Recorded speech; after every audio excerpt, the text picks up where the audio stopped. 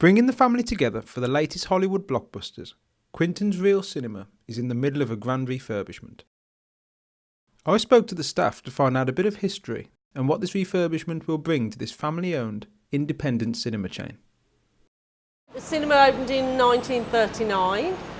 I believe it was called the Danilo at first, went on to be Saldo. There was 12 other names, including Canon, ABC, Classic, Odeon, and then the Reel took over in 2004.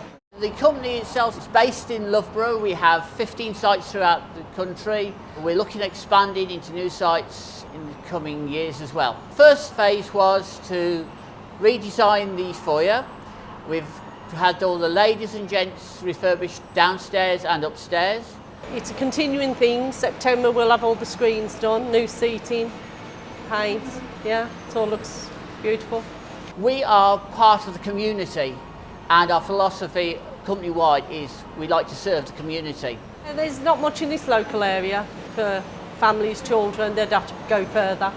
So it's a more family-friendly cinema, I would say. We like to keep things cheap and friendly and encourage people to come back here. I'm Dale Gardner for Big News.